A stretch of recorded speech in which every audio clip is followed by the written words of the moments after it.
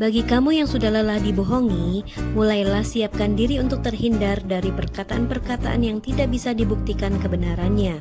Sebab, kamu mungkin akan sulit untuk mengubah karakter seorang pembohong untuk menjadi jujur. Namun, kamu bisa belajar untuk menghindar dari kemungkinan terhianati oleh kebohongannya.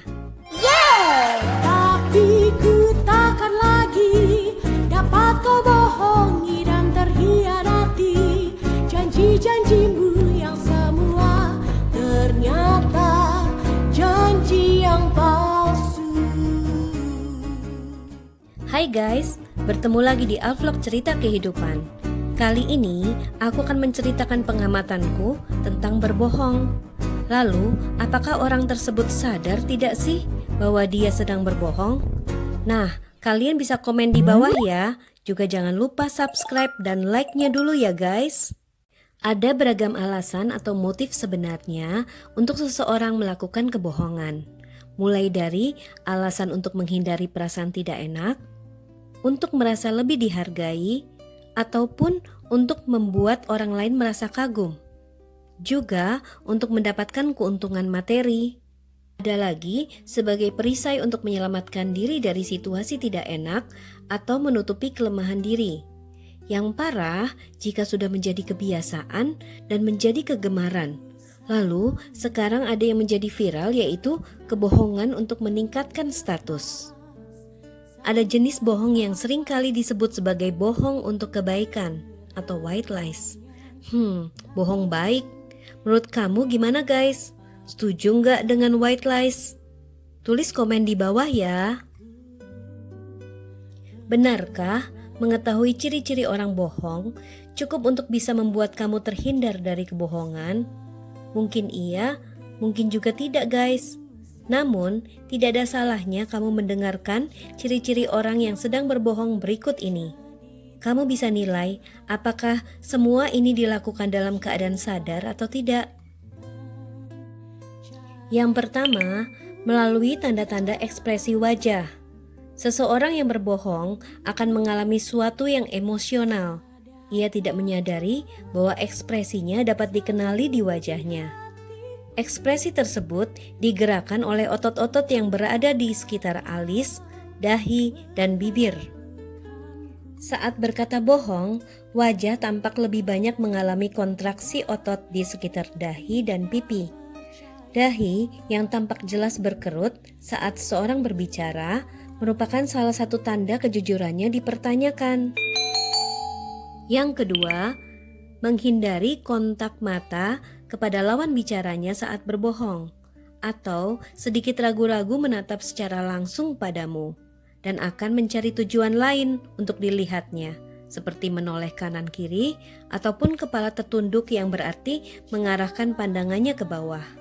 Tapi bisa juga loh saat seseorang berbohong mencoba membuka matanya lebar-lebar agar percaya diri dan ingin kamu percaya dengan apa yang ia katakan. Ia akan mencoba menatapmu untuk membuat dirinya tampak dapat dipercaya. Tetapi keadaan mata ini tidak bisa dijadikan tolok ukur utama guys. Mata yang tidak fokus saat bercerita bisa menjadi tanda bahwa orang tersebut sedang mencoba mengakses memori yang sudah tersimpan cukup lama, atau berusaha mengingat pengalaman lamanya. Ataupun jika ada yang berbohong dengan mata yang mencoba menatapmu bulat-bulat, karena mungkin dia sudah terbiasa berbohong guys. Yang ketiga, seseorang yang sedang berbohong cenderung memberikan senyum palsu, seperti menyeringai tanpa alasan yang jelas saat sedang asik dalam pembicaraan. Hal ini dilakukan oleh orang yang berbohong untuk menutupi apa yang sedang disembunyikannya.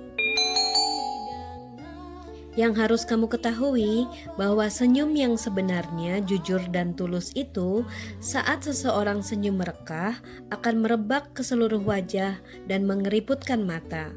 Hal ini bisa kamu buktikan sendiri di depan cermin. Tapi jika wajah yang sudah dibotoks akan sulit mencari senyum jujur dan tulus ya guys. Yang keempat, menggigit bibir dan merasa mulut kering. Orang yang suka berbohong sulit berbicara karena mulutnya sering kering dan mengalami penurunan sistem pada produksi air liurnya. Terkadang, setelah berbicara, dia akan mengeluarkan reaksi rileks, yaitu menggigit bibirnya.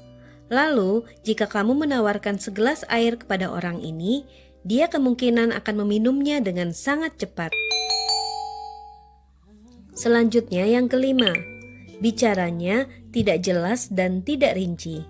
Jika kamu memaksanya untuk menjelaskan, dia tidak bisa memberikan detail peristiwa yang diceritakannya. Malah, mungkin akan mutar-mutar ceritanya dan akan membuat kamu yang mendengarkan menjadi bingung. Yang keenam, mengulang pertanyaan yang kamu berikan sebelum dia menjawabnya, atau menjawab pertanyaanmu dengan pertanyaan lagi.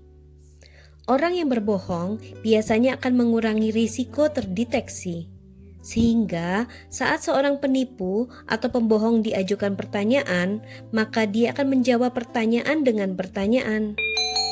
Pembohong akan suka mengatakan sebuah pertanyaan balik padamu, dibandingkan menjawab atau menjelaskan apa yang menjadi jawabannya, guys.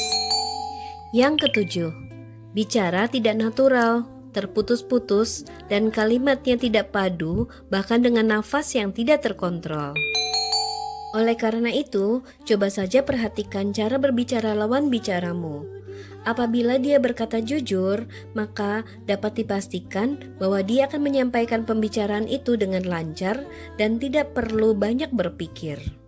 Dan kamu perlu ketahui bahwa seseorang yang berbohong akan berbicara tidak selancar biasanya, termasuk kalau sedang menceritakan sesuatu meskipun cerita itu telah dikarang sebelumnya. Yang kedelapan, cara berbicaranya sedikit tergesa-gesa, dikarenakan ada sesuatu hal yang disembunyikannya. Namun jangan salah, orang yang melakukan nafas panjang sekalipun, dalam artian tidak terlalu ngos-ngosan dalam bernafas, dapat juga berbohong. Oleh karena itu, perhatikan cara bernafas lawan bicaramu ya guys. Apabila dia berbohong, cara bernafas yang dilakukannya akan berubah-ubah karena dia tidak akan merasa rileks. Kesembilan, melakukan grooming behavior. Terlalu banyak menyentuh bagian tubuh atau bisa juga disebut gugup dan grogi. Hal ini biasa dilakukan saat orang yang berbohong menjadi salah tingkah. Contohnya adalah menyentuh bagian bibir, samping leher, wajah maupun hidung, dan juga mengeluarkan keringat dingin, lalu tangan dan kakinya bergerak-gerak tidak tenang. Selanjutnya yang ke-10, tidak yakin atau ragu akan topik yang diceritakannya sendiri. Itu terasa melalui intonasi kalimat dengan nada suara yang tiba-tiba pelan. Apabila dia awalnya memulai suatu pembicaraan dengan nada yang normal, biasa-biasa, atau juga berapi-api, lalu mendadak di tengah atau akhir dia berbicara dengan nada suara yang berubah menjadi lebih pelan dan terkesan hati-hati, maka kamu perlu berhati-hati guys akan kata-katanya, karena bisa saja dia sedang berbohong kepadamu. Ke-11, merasa terganggu saat kamu menanyakan kebenaran ceritanya dan malah menjadi marah kepadamu. Ke-12, bercerita tanpa ekspresi dan sangat membatasi gerak. Berpegangan terpaku pada satu benda. Ini disebabkan ada sejumlah orang yang akan gemetaran jika berbohong. Oleh karenanya, dia memegang satu benda agar tidak terlihat dia gemetaran. Ini yang terakhir guys, ke-13. Postur tubuh terlihat seperti orang yang bosan karena tidak ingin ditanya lebih jauh. Jika kamu memaksakan bertanya kepadanya, dia akan berpikir terlalu keras dengan butuh waktu jeda yang lama atau menunda menjawabnya. Nah, sebanyak itu ya yang aku bagikan. Tapi masih ada wajah sebagian orang yang dapat mengecoh orang lain guys, dan menyangka apa yang dikatakannya selalu jujur, walaupun ternyata berkata bohong.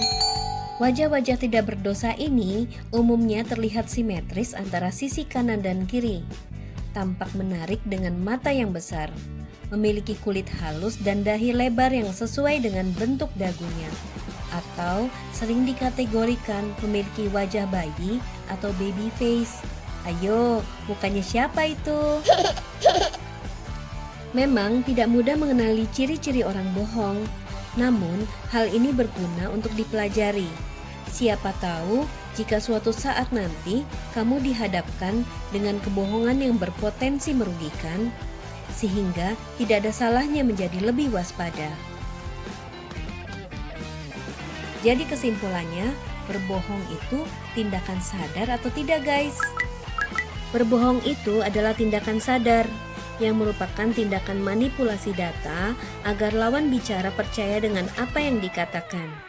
Proses ini akan menjadi rumit karena pernyataan bohong akan diikuti dengan kebohongan selanjutnya dan juga ada fakta imajinasi baru yang dibangun di atas kebohongan tersebut. Hal yang paling bisa kamu lakukan untuk melihat atau mendeteksi seseorang berbohong atau tidak adalah dari kekonsistenan cerita yang dikatakannya. Dan wait for another stories in our vlog cerita kehidupan. I'm out.